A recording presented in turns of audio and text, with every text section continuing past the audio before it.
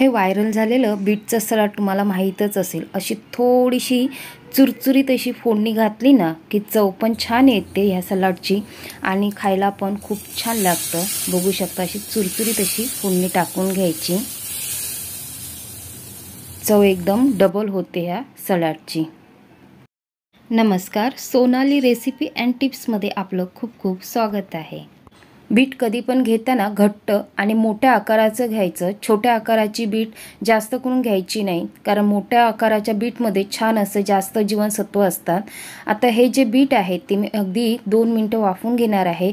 यामुळे काय होतं, बीटची जी साल असते ती अगदी पटकन निघते आणि दुसरी गोष्ट, काही वेळा बीट खाल्ल्यामुळे गळ्याला त्याचा चिक लागतो, तो लागत नाही। अगदी 2 मिनिटं हे बीट वाफवून घ्यायचं। बीट 2 मिनिटं वाफेपर्यंत आपण सलाटाची दुसरी तयारी करून घेऊया। इथे मी एक छोटी वाटी घेतली आहे आणि एक गाळणी घेतली आहे। आता या गाळणीवर आपण जे दही वापरणार आहोत ते गाळून घ्यायचं, कारण दह्यामध्ये कितीही जरी घट्ट असलं तरी थोडं तरी पाणी असतं आणि हे जर पाण्यासकट दही वापरलं तर सलाड आपलं पातळ होतं आणि चव पण आंबट अशी लागते। त्यामुळे हे जे आहे पाणी दह्याचं ते पूर्णपणे गाळून घ्यायचं।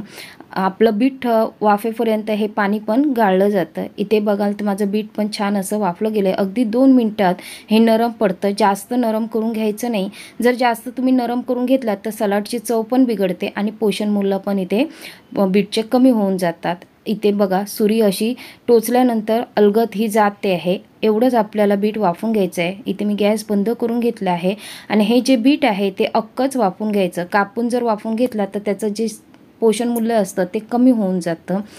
इथे माझं बीट पण थंड होत आलं आहे आणि जे आपण दही गाळणीवर ठेवलेलं ते चांगलं असं पाणी निथळून गेलं आहे। हेच जर पाणी तुम्ही सलाडसाठी वापरलं असता तर त्याची चव पण बिघडते आणि पातळ होऊन जातं। हे पाणी फेकून न देता चपातीचं पीठ मळताना किंवा डाळीमध्ये किंवा भाजीमध्ये आपण वापरू शकता, कारण त्याच्यामध्ये पण पोषण मूल्य खूप असतात। आता मी या बीटचे 2 भाग करून घेते आहे, कारण मला अर्ध्याच बीटचं सलाड करायचं आहे। कधी पण सलाड वगैरे करताना ते ताबडतोब करूनच खायचं, करून ठेवायचं नाही।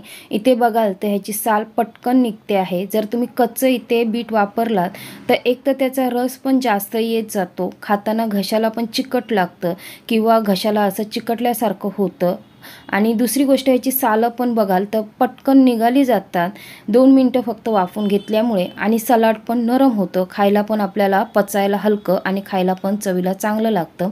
असं 2 मिनिटं वाफवून घ्यायचं। आता याची सगळी मी साल काढून घेते आहे आणि उरलेलं बीट आहे ते मी तसंच फ्रीजमध्ये ठेवून देते। इथे मी बारीक किसणी घेतली आहे, किसणीवर हे आधी किसून घेते आहे। इथे हे जे सलाड आहे ते आपण खाऊन महिन्याला 2 किलो वजन कमी करू शकतो। आता त्याचं असं आहे, आपण ज्यावेळी भूक लागते त्यावेळी काही खातो, त्यापेक्षा असं जर सलाड केलं तर आपली भूक पण कंट्रोल राहील आणि जेवणाचं प्रमाण पण खूप प्रमाणात कमी होऊन जाईल। त्यामुळे आपलं वजन पण कंट्रोल होण्यास खूप फायदा होतो आणि ह्यामध्ये बीटमध्ये असे छान असे पोषण मूल्य असतात आणि आपण दही घेतल्यामुळे ते कॅल्शियम पण आपल्या शरीराला जेवढं हवं तेवढं उपयोगी पडतं। त्यामुळे असं सलाड खाऊन आपण डाएटमध्ये वापरून आपलं वजन पण खूप प्रमाणात कमी करून घेऊ शकतो। आता हे जे दही आहे ते मी ह्या बीटमध्ये टाकून घेतलं आणि चांगलं मिक्स करून घेतलं। असं जर दही पाणी काढून घेतलं तर छान होतं। आणि आता इथे मी अर्धा चमचा काळं मीठ घेतलं आहे। सलाड खातानाच मीठ टाकायचं, त्याच्या अगोदर जर तुम्ही मीठ टाकून घेतलात तर त्या सलाडला पाणी सुटतं आणि चव पण बिघडून जाते।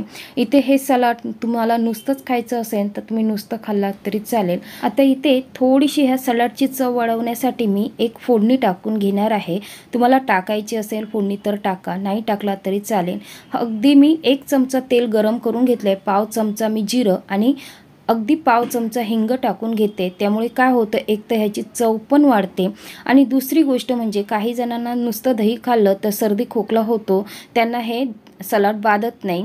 त्यामुळे अशी थोडीशी फोडणी देऊन घ्यायची, एकदम छान अशी चुरचुरीत छान लागतं चवीला पण। तुमच्याकडे कढीपत्ता असेल तर कढीपत्ता टाकलात तरी चालेल। एकदम छान असं हे सलाड तयार होतं आणि खायला पण चांगलं। काही लोक सेलिब्रिटीने केलं म्हणून खायला बघतात, पण तुमच्या आरोग्याला जेवढं चांगलं तेवढं तुम्ही खा। सेलिब्रिटी खातात म्हणून तुम्ही खायला जाऊ नका, पण याने नक्कीच वजन कंट्रोल होतं, कारण जेवणाच्या अगोदर तुम्ही जर खाल्लात तर आपली भूक पण कमी होऊन जाते आणि आपलं जे जेवणाचं प्रमाण असतं ते खूप प्रमाणात कमी होऊन जातं।